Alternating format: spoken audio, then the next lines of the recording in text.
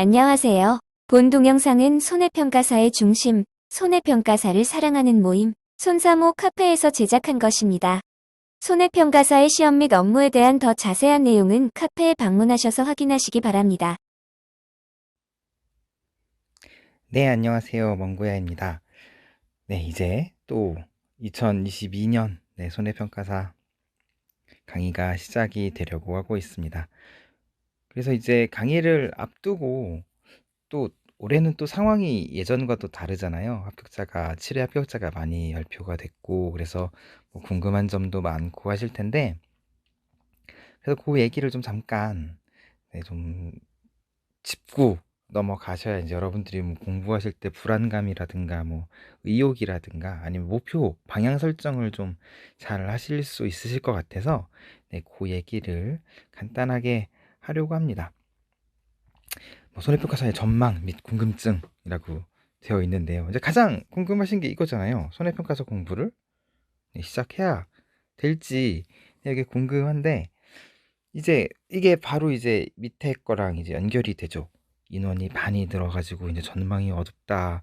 합격자가 사실은 그래요. 그 1회부터 6회까지 합격자가 대략 한 1,700명 정도 되는데요. 7회만 2,233명이니까 굉장히 지금 많은 숫자잖아요.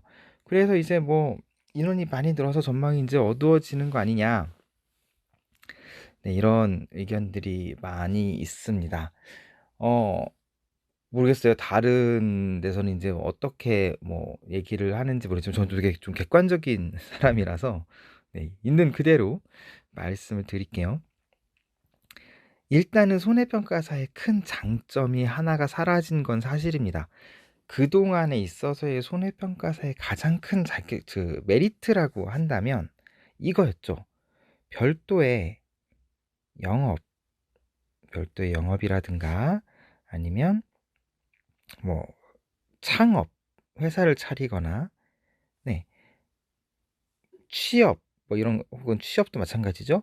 네, 요런 것들을 하지 않고 자격증을 갖고서 본인이 일을 하겠다는 의지만 있으면 일을 할 수 있었어요. 얼마든지.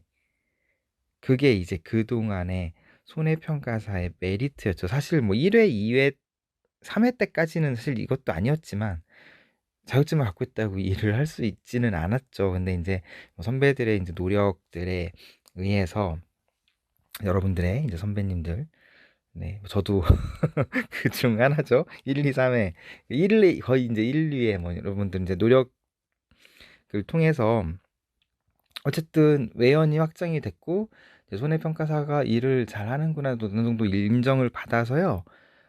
아직까지 뭐 갈 길은 멉니다만 그래도 어느 정도 인정을 받아서 자격증을 취득하면은 일을 했단 말이에요. 80일에서 120일 막 사이로 일을 했어요. 그래서 뭐 3천, 4천, 뭐 많이 버시는 분들은 5천 진짜 이렇게 버시는 분도 계세요. 한 100일, 120일 일을 하시고요.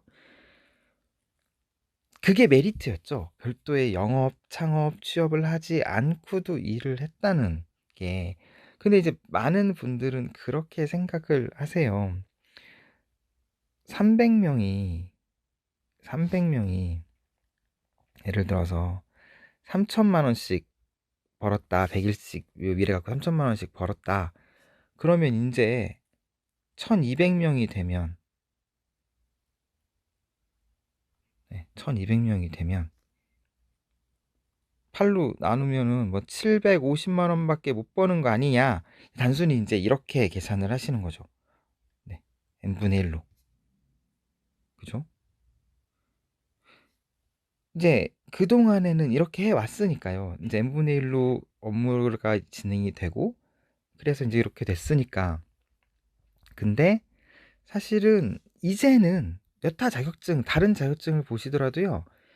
자격증을 갖고 있다고 해서 무조건 업무를 나가는 그런 자격증은 사실 없어요. 손해평가사가 그동안 조금 이례적이었던 거죠. 이제는 경쟁하는 거죠. 경쟁이요. 네. 업무를 잘하시는 분들은 많이 나가는 거고요. 못하시는 분들은 적게 나가는 거고, 이거를 계속 n분의 1로 나가다 보면 아까 그러니까 제가 예시를 들었던 대로 다 같이 뭐 한 700만 원 이렇게 벌겠지만 그렇지는 않을 거란 말이죠. 그리고 뭐 지금 현재 상황에서 물량을 놓고 봤을 때만 그렇지만 제 보험의 상품이라든가 가입률도 점점 늘고 있고요. 아직 손해평가사가 진입하지 않은 품목이라든가 뭐 시설이라든가요. 아니면 다른 가축, 또 인수 부분, 뭐 이런 부분에 그 사업 확장성이 아직은 남아 있기 때문에 그게 뭐 당장 하루아침에 뚝딱 될지는 모르겠습니다만 어쨌든 노력 여하에 따라서 아직 사업 확장성은 남아 있기 때문에 하기 나름인 거죠. 그러니까 뭐 전망이 이제 어둡고 이제는 뭐 다 뭐 망한 자격증이고 아직 이 정도까지는 아닌 것 같고요. 이제 올해 한번 해봐야 되겠지만 이 정도까지는 아닌 것 같고 메리트 하나가 사라졌다는 사실인 것 같아요. 그러니까 별도 영업이라든가 창업 없이 일을 받았던 어느 정도 일을 할 수 있었던 그 메리트가 없어지고 이제 경쟁 체제로 들어가는 근데 그런 조금 뭐 메리트 하나가 사라진 수준이지 막 폭망 수준은 아직까지는 네, 아닌 것 같습니다. 이제 또 이제 합격자들과 이제 기존에 있었던 평가사분들의 노력도 물론 뒷받침이 돼야 되겠지만 네, 그러니까 만약에 마음을 일단 먹으셨다면 흔들리지 마시고 공부를 하셔도 괜찮을 것 같고요. 다만 막 뭐 인생 역전을 하겠다, 이 자격증을 취득해서 인생 역전을 하겠다 이렇게까지는 아닌 것 같아요. 네, 좀 냉정하게 말씀드리면 인생 역전을 막 시켜드릴 만한 자격증은 아닙니다.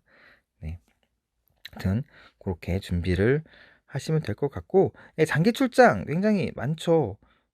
아무래도 이제 지방들을 많이 다니는 직업이다 보니까 장기 출장도 많고 뭐 수입 뭐 이런 것들 제가 그 합격자 발표되기 한 일주일 전인가 한번 손해평가사에 대한 그런 막 그 합격자 발표를 앞두고 막 뜬 소문들이 되게 많아가지고 한번 정리를 쫙 한 적이 있어요. 동영상으로. 네, 그 영상도 제가 같이 한번 네 다시 한번 올려드리거나 아니면 찾아보시거나 네 그 게시판에 멍구야라고 검색하시면 그 손해평가사에 대하여라는 동영상이 있을 거예요. 네, 그거를 자유 게시판에 검색하시면 네, 그걸 한번 보셔도 될 것 같고 아니면 제가 뭐 카페지인님께 말씀드려서 네, 요 밑에다가 하나를 더 올리던가 하겠습니다. 그걸 참조해 주시면 될 것 같아요. OT에서 너무 길어지니까요. 그다음에 새로 제작되는 이론서는 업무방법서 많이 다른가요? 네, 기존에 공부하셨던 분들이나 아니면 지금 이론서가 발간되기 이전이기 때문에 업무방법서를 공부하시는 분들이 좀 궁금해하시는 것 같은데 이론서 이제 저희가 지금 제작을 하고 있죠. 저희 협회에서 네, 제작을 하고 있고 뭐 제가 지금 손해평가 총괄 팀장이니까요. 막 적극적인 관여는 못해요. 저도 강의를 하는 입장이라. 네, 하지만 이제 이렇게 보고 있으면 크게 다르지는 않습니다. 다만 1과목 같은 경우에 이제 좀 새로운 것들이 추가되는 거고 작년에 제 강의 들으신 분들은 그 제 교재에 왜 손해평가 시 알아두면 좋을 뭐 작물별 기본 상식 뭐 이런 것들 있을 거예요. 네, 그런 것들이 좀 이론서에 좀 더 들어오고 그럽니다. 여러분들 공부량은 조금 더 많아질 것 같아요. 예, 그리고 이제 시험 유형도 조금 바뀌지 않을까. 그동안에 있었던 뭐 단순한 서술형을 떠나서 좀 복합적인 통합 이해 거의 논술 형식으로 바뀌지 않을까라고 조심스럽게 뭐 예측은 해봅니다만 네, 아무튼 그렇습니다. 그 얘기는 좀 뒤에 가서 하도록 할게요. 네, 여러분들이 진짜 준비하시는 게 지금 손해평가 하잖아요. 그럼 손해평가가 뭐냐? 이제 뭔지 알고 이제 하셔야 될 것 같아서 이 손해평가는 이제 농작물 재해보험이라는 정책보험이 있잖아요. 그 정책보험, 그 농작물에 피해가 발생한 경우에 그 피해 사실을 확인하고 평가하는 게 손해평가입니다. 얼마 피해를 입으셨네요. 그러면 얼마에 대한 그 보상액이 딱 책정이 되겠죠. 그래서 되게 무서운 직업이에요. 여러분들이 연필은 쓸 수가 없으니까 볼펜으로 어떤 숫자를 쓰느냐에 따라서 막 돈이 막 1,000만 원 단위가 왔다 갔다 하는 굉장히 무서운 직업입니다. 그래서 농업재해보험 전문가로 자연재해, 병충해, 화재 뭐 이런 재해로 인한 이제 보험금 지급 사유 발생 시에 손해액을 평가하는 전문 직업이고요. 근데 이렇게 뭐 보시면 제 실루엣을 그려놨는데 진짜로 이렇게 하고 다녀요. 모자도 있고 판는 이렇게 서류를 받침 쓰는 받침대, 뭐 야전삽, 칼, 뭐 이런 걸 다 아마 들고 다니실 거예요. 현장 사진 잠깐 볼까요? 네, 이런 것들이죠. 뭐 마늘밭. 저희는 보통 이게 피해가 좀 심한 데 위주로 다니거든요. 그래서 피해가 이렇게 심한, 이렇게 농사 잘 된 곳은 안 가죠. 계약자들이 항상 화가 나 있어요. 그래서 그런 조금 사람을 상대하는 일이기도 해요. 이 우박 맞은 사과, 여기 보이시죠? 우박. 네, 우박 맞은 사과이고요. 뭐 이거는 고추인데, 네, 고추인데 다 지금 침수가 돼가지고 다 빠진 피해이고요. 고구마도 예, 멧돼지가 갉아먹거나 고라니가 갉아먹거나 이런 피해가 있는 거고요. 일소 피해 여러분 나중에 배우실 거예요. 햇빛에 대는 거를 말해요. 그래서 일소 피해과도 볼 거고, 태풍으로 이렇게 나무가 쓰러진 과수원도 여러분들이 직접 눈으로 직접 보러 다니실 겁니다. 뭐 바람이 많이 불어가지고 사과가 후두둑 떨어진 이런 현장도 여러분들이 직접 찾아다니실 거고요. 감나무인데요. 네, 나뭇잎이 이제 다 찌그러져서 나뭇잎 피해를 또 보장을 해주는 게 이제 감이거든요. 왜냐면 감 같은 경우는 잎이 떨어지면 그 자리 내년에 열매가 이제 생성이 되지 않기 때문에, 그래서 잎을 보장해주는 작물이기도 해요. 유일하게. 나중에 또 여러분들 배우시겠죠? 네, 이런 감 잎이 있는 과수원도 다니실 거고, 네, 단호박이에요. 네, 올해 좀 더워가지고요. 햇빛이 좀 뒤였죠. 네, 이런 뭐 단호박밭, 별별 작물 단호박까지 나왔어요. 그죠? 감자, 네, 감자밭도 있을 거고요. 이거는 벼. 네, 여러분 가장 많이 다니실 거예요. 벼를. 그래서 벼. 그리고 여기는 아까 사실은 이게 왜 두 장을 넣어놨냐면, 이제 여러분들 가시면 이제 이렇게 보시면 피해가 막 심하다고 이제 막 그래요. 제가 여기 써놨잖아요. 피해율이 몇 프로나 나올까요라고. 사실은 이거는 막상 조사해보면 피해율이 이렇게 많이 나오지 않습니다. 네, 이거는 그냥 뭐 자연재해로 인해서 완전히 뭐 그런 피해가 아니고요. 그냥 무거워서 조금 기울어지고 바람 좀 불어서 쓰러진 거지, 피해율이 막 그렇게 심하지 않아요. 요런 게 아니 바닥에 깔렸잖아요. 요런 건 수확을 할 수 없기 때문에 네, 요런 것들이 피해율이 심하지, 도복이라고 다 같은 도복이 아니라고 제가 써놓은 이유가 그렇습니다. 네, 요런 논 현장도 다니실 거고, 생대추, 대추, 열과 보러도 다니실 거고요.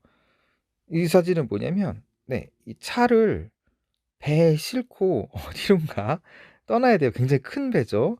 네, 차를 배에 싣고 어디론가 떠나서 이렇게 제주도에 가서 네, 감귤 농장도 여러분들이 나중에는 평가를 하실 겁니다. 그래서 이렇게 전국을 막 다니고 많은 작물, 그다음에 전국을 많이 다니시면서, 그래서 아무래도 지방 출장이나 장거리 출장이 좀 많은 네, 직업이기도 합니다. 공부 방법 한번 대충 볼게요.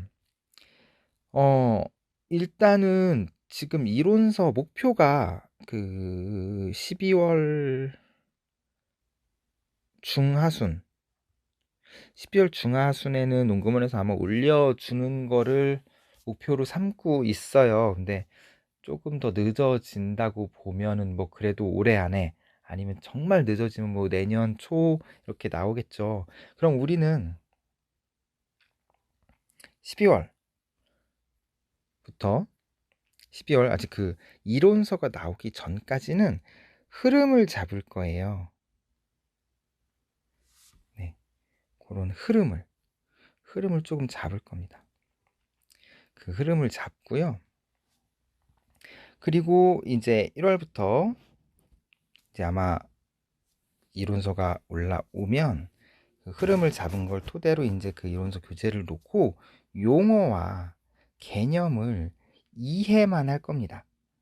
암기는 안 해요. 이때까지는 암기는 안 합니다. 이때 암기를 하면 어차피 뒤에 가서 다 잊어버려요. 그렇기 때문에 네, 이해만 하는 거예요. 이해를 해 놓으면 나중에 여러분들이 암기하시기가 굉장히 쉬울 거예요. 그래서 그 암기할 준비만 해 놓는 거예요. 한 4월 중순까지. 그러면서 여러분들은 그 사이에 1차를 뭐 작년에 붙으신 분들이나 1차 면제자분들은 상관없지만 그 사이에 1차 재배학을 조금씩 맛보고 계시면 됩니다. 어차피 이론서에도 이제는 재배학 관련 부분이 들어가니까요. 같이 병행하셔서 하시면 되고요. 4월부터 이제 보통 뭐 6월 중순까지 1차 가면 6월 중순쯤에 있다고 보면 1차를 안 하셨던 분들은 한 5월에서 6월 한 달 정도만 1차를 전념을 하시고요. 네, 4월에서 6월까지는 바뀐 부분 정리하라고 제가 써놨는데 이게 뭐냐면 아마 이론서가 이제 올라오고 나면 정오표들이 계속 나올 겁니다. 한 4월까지 꾸준히 정오표들이 계속 나와서요. 그래서 그 암기를 안 하는 거예요. 틀린 부분을 막 우리가 무작정 외울 수가 없잖아요. 정오표가 나올 거기 때문에 흐름만 잡고 개념만 이해하다가 정오표가 완성이 되면 그때부터 그 정오표를 정리해 가면서 조금씩 암기를 들어가기 시작을 하고요. 1차는 마지막에 이제 한 달 동안 전념을 하시고 그리고 1차 끝난 이후 한 2달 정도는 문제풀이로 그동안에 이해했던 그런 개념들을 문제풀이를 통해서 다지시고요. 개념을 그냥 이해만 하시면 이게 다져지지가 않고 이렇게 꽉꽉 뭉쳐지지가 않고 이렇게 흩날리거든요. 머릿속에서 이렇게 꽉꽉 우리 밀가루 반죽 꽉꽉 하듯이 문제풀이를 통해서 개념을 다지고 그때부터는 암기에 들어가시는 게 좋습니다. 네, 그래서 이렇게 공부 방법 플랜을 짜놨어요. 일단 뭐 시험이 9월이면 한 1, 2주 정도 모의고사나 오답노트로 통정리하시면 되고요. 작년처럼 시험이 8월이다. 그러면 네, 요거를 조금씩 앞당기면 되겠죠. 예, 그런 플랜들은 제가 같이 짜드릴 테니까 네, 그렇게 진행을 하시면 될 것 같습니다. 그럼 이제 무슨 멍구야의 강의가 도대체 뭐냐? 어떤 장점, 메리트가 있느냐? 네. 사실 저희는 광고나 홍보를 잘 안 해요. 그동안에도 그랬고, 네, 오글거리는 성격들이라서, 오글거리는 걸 별로 안 좋아해서요. 광고, 막 이런 뭐 아르바이트생 막 고용해서 막 댓글, 요즘 그런 것도 있대요. 막 댓글로 아르바이트 고용하는 거. 네, 그런 거 잘 안 하고요. 오글오글거려서. 네, 그냥, 사실 이렇게 홍보하는 것도 사실 안 하는데, 네, 그래도 올해는 좀 해야 될 것 같아서, 네. 기초부터 응용까지, 네. 그러니까 이 손해평가사도 손해평가라는 게 농작물에 관련한 거예요. 그래서 이 용어라든가 이런 것들이 굉장히 낯설고 막 처음 접해보는 것들이 굉장히 막 있을 거예요. 네, 그런 것들을 처음부터 나중에 이제 응용까지 쭉 한 번에 이렇게 연결시켜 드릴 거고요. 저는 그리고 지금 그 협회에 손해평가 총괄팀장으로 있기 때문에 유관기관들을 좀 많이 알고 있어요. 뭐 농금원이라든가 농협 손해보험이라든가 그래서 이렇게 수험 정보 같은 것들이 조금 빨라요. 최일선에서 제가 접할 수 있어요. 아니면은 뭐 올해 이슈가 되는 게 뭔지 이런 것들 있잖아요. 네, 그런 것들이 좀 빠르기 때문에 한 번 앞선 수험 정보를 여러분들께 공유해 드릴 수 있다는 장점이 있고 출제 적중률 사실 작년에는 제가 막 보여드렸어요. 제 교재에 있는 거와 뭐 올해 거와 얼마나 똑같은 것들이 많았는지 막 7, 8문제 제가 작년에 보여드렸는데 아마 지금도 공지사항이 있을 거예요. 네. 올해도 뭐 그렇게 편집을 하려고 했으나 올해도 한 8문제 정도 똑같이 났거든요. 근데 올해는 1과목이 너무 쉬워가지고요. 의미가 없어서 그냥 공치사 하는 것 같아서 제가 뺐습니다. 그냥. 하여튼 출제 적중률은 뭐 네, 사실은 기존의 업무방법서는 1과목 같은 경우는 뭐 나올 만한 부분들이 너무 뻔해서 제가 이렇게 뭐 적중률이 굉장히 높았는데 이제 이번 이론서 같은 경우는 글쎄요. 일단은 문제 형식이 어떻게 바뀌는지를 제가 또 봐야 되기 때문에 막 높은 출제 적중률이 있습니다라고 막 제가 자신할 수는 없는데 네, 하여튼 이론서를 어쨌든 뭐 좀 이렇게 언뜻 제가 보고 있는데 뭐 깊게 관여는 안 하니까요. 그래서 제가 이렇게 중간중간에만 보고 있는데 어 문제 유형이 이제 논술형으로 바뀌었을 때는 적중률이라기보다는 어쨌든 흐름이나 아니면은 이런 핵심 같은 건 제가 찝어드릴 수 있을 것 같아요. 네, 그래서 네, 좀 그렇게 이해하시면 되고 가장 큰 장점이 이거죠. 질의응답 무슨 질문 같은 거 여러분들 공부하시다가 막히는 부분이 있단 말이에요. 그러면 이제 그런 것들이 이렇게 댓글이나 아니면 게시판 우리 묻고답하기 게시판이 있거든요.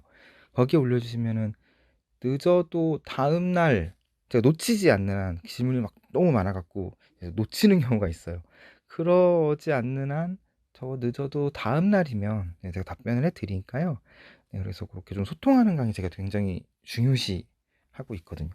네, 그래서 소통하는 강의 이런 것들이 장점이고 이게 또 제일 장점이죠. 현장 사진, 사례 소개를 통한 이론과 실무를 다 대비할 수 있다는 게 제일 큰 장점입니다. 일단은 뭐 총괄 팀장이다 보니까 다양한 사례 이런 것들을 굉장히 많이 접하고요. 이제 저희 옆에 이제 손해평가사들이 이제 무슨 문제가 있거나 아니면 어떤 뭐 어려운 조사하다가 무슨 어려운 점이 있거나 애매한 부분, 이걸 어떻게 평가해야 되는지 애매한 부분이 있을 때 이제 제가 답을 내려줘야 되는 입장이기 때문에 굉장히 많은 사례들과 뭐 저도 이런 사례가 이런 깜짝깜짝 놀랄 만한 그런 사례들을 이제 많이 이제 매년 접하다 보니까 아마 내년도 시험에 이제 뭐 좀 사례 통합 문제 같은 게 나오면 여러분 이런 경우 이렇게 현장 사례를 던져주고 어떻게 평가하시겠습니까? 이렇게 논술형처럼 나오지 말라는 법이 없잖아요, 이제는. 네. 그러면 이제 그런 쪽으로 있어서는 제가 좀 강점을 보일 수 있지 않을까? 조심스럽게 자랑을 한번 해 봤습니다. 그러니까 이런 거예요. 현장 사진 같은 것도 예를 들어서 봐라라는 거를 이제 설명을 하려고 해요. 그럼 봐라, 여러분들 쌍나는 거잖아요. 네, 봐라가 쌍나는 거거든요. 그럼 이제 뭐 네이버 용어를 찾아보시겠죠. 봐라. 그럼 이제 식물체에서 싹이 나는 거예요. 씨앗이나 뭐 이런. 그러면 싹이 난다고? 그럼 이제 인터넷으로 여러분들이 사진을 찾아보실 거예요. 이렇게 막 나옵니다. 봐라. 실제로 제가 봐라를 쳤더니 나온 사진이에요. 네, 식물체에서 싹이 났죠. 봐라. 아, 이게 봐라구나. 네, 이러고 끝나면 안 되잖아요. 이 손해평가와 봐라가 무슨 상관이 있는지를 알아야죠. 아니, 손해평가와 봐라가 무슨 상관이 있을까? 봐라가 식물체에서 싹이 나는 게 봐라구나 하고 그냥 끝나시면 안 되잖아요, 여러분. 그죠? 그러면 한 단계 앞서면 이거예요. 지금 사진이 조금 흔들렸는데 벼에서 이렇게 보시면 지금 싹이 나고 있죠. 벼 나달에서. 네, 벼 나달에서 싹이 나고 있어요. 발화가 되는 거예요. 그죠? 이런 것들은 여러분 탈곡을 하면 알맹이가 없어요. 알맹이가. 그러니까 재현율이라고 하거든요. 껍질을 벗겼을 때 현미가 되는 율. 그러니까 우리가 쌀로 쓸 수 있는 율. 이런 것들은 율에서 빠지는 거예요. 재현율이 떨어지겠죠. 근데 이제 그런 것들로 이제 점점 접근을 하는 거. 그러면 어떤 보장이 되는지 이제 나중에 여러분들 배우시겠지만. 그래서 그럼 얘네들은 싹이 이렇게 왜 나느냐? 네, 이런 것까지도 싹이 왜 날까요? 물기가 많으면 싹이 많이 나는 거예요. 비가 많이 오면 물기가 계속 있으니까 계속 물에 뭐 담가 놓은 것처럼 계속 젖어 있다고 하면 이렇게 싹이 나는 경우도 있고요. 아니면 이런 경우요. 여기 좀 초록색들 보이시죠? 네, 뭐 새로 뭘 갖다 심은 게 아니고요. 쓰러져서 노는 수도작이라고 그래서 왜 물에다가 키우는 거잖아요. 근데 태풍으로 혹은 뭐 어떤 이유로 벼가 다 쓰러지면 이 나달들이 물에 잠겨 버려요. 쓰러지니까 바닥이 축축하거나 혹은 물에 있으니까요. 그러면 그 수분 때문에 나달에서 싹이 나면서 이렇게 자라는 거예요. 이런 부분은 수확을 할 수가 없겠죠. 이런 부분은요. 이거 완전히 그죠? 이런 부분은. 그럼 이제 이런 부분을 평가를 어떻게 할 건지, 고사 면적으로 처리를 할 건지, 죽은 면적 아니면은 표본 구간을 떠서 여기서 무게 거의 없다는 식으로 나올 건지, 이제 이런 부분들을 이제 나중에 여러분들 배우실 겁니다. 그래서 봐라 그러면 싹 나는 거 혼자 공부하시면 이제 용어를 찾거나 아니면 조금 더 깊게 공부하신 분들이 인터넷으로 찾아보시겠잖아요. 봐라. 네, 그랬을 때 강낭콩의 쌍난 사진으로 끝나는 게 아니라 이런 현장과 좀 연계시켜서 여러분들이 배우시면 1과목이나 2과목에 있어서 훨씬 여러분들이 이해도가 조금 올라갈 거라고 생각하거든요. 네, 이런 것들이 조금 저의 강의의 장점이라고 볼 수 있겠습니다.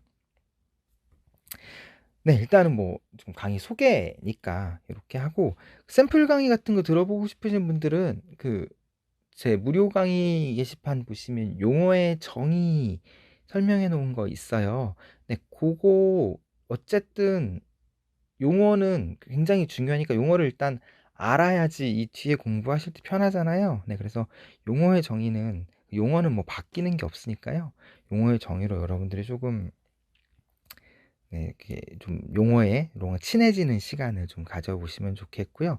그 밑에 보시면 노래 부르고 이런 거 있는데 예전에 이제 1, 2회 때 무식하게 나올 때요, 시험 문제. 그때 이제 안 외워지니까 앞좌석이 따가지고 노래 만들고 그런 건데, 지금은 이제 그렇게 안 나오니까요. 그런 거는 이제 무시하시고요. 네.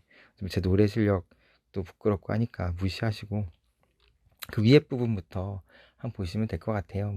용어의 정의, 특히 용어의 정의는 앞으로 여러분들이 언어 강의를 들으시더라도 굉장히 중요한 부분이니까, 네, 그 용어를 설명을 잘 해놨거든요. 그러니까 그거를 듣고 다른 강의를 들으시더라도 그걸 듣고 보시는 게 유리하시니까요. 무료 강의를 올려놨으니까 그걸 토대로 보시면 될 것 같습니다. 제가 예전부터 이제 많이 하던 얘기예요. 합격 후에 우리 현장에서 만나요 라고 이제, 네, 예전부터 잘 기분 좋은 인사한 말이었는데, 제가 또 총괄팀장 되고 나서 이 현장에서 만나요라는 얘기를 하면은 조금 그런 게, 문제가 있는 현장에 제가 가거든요. 네, 그래서 평가손님들이 사고를 쳤거나 아니면 조사가 잘못됐거나 이럴 때 그걸 바로 잡아주기로 제가 가기 때문에 좀 부담스럽긴 한데, 여기다 이제 이렇게 써놔야 되겠죠. 교육 현장이라든가, 네, 이렇게 네, 써놓으면 될 것 같아요. 아무튼 네, 감사하고 용어의 정의 강의 여러분도 한번 들어보시고, 그리고 제가 손해평가사에 대한 그런 정보 같은 것들 정리해 놓은 거 동영상도 있으니까 두루두루 찾아보시면 괜찮을 것 같습니다. 네, 저와 함께 공부하실 분들은 네, 마음가짐 잘, 용어의 정의로 이제 준비 잘 하고 계시다가 12월 넘어가서 저랑 같이 흐름 잡는 게 공부부터 같이 하시다가 이론서 나오면 바로, 제가 지금 이론서 파일 올려드릴 수도 있는데 그럼 이제 유출되는 거잖아요. 사전 유출. 네, 그래서 그거는 조금 자제하고, 교재도 일부러 그래서 이론서 가지고 교재를 미리 만들지도 않았어요. 그래서 그건 여러분들 이해해 주시고요. 조만간 올라올 테니까 그 전까진 저와 같이 흐름 잡는 공부 하시면 될 것 같습니다. 네, 감사하고 앞으로 또 자주 인사드리겠습니다. 동영상이 유익하셨나요? 구독과 좋아요는 더 좋은 영상을 제작하는 데 큰 도움이 됩니다. 감사합니다.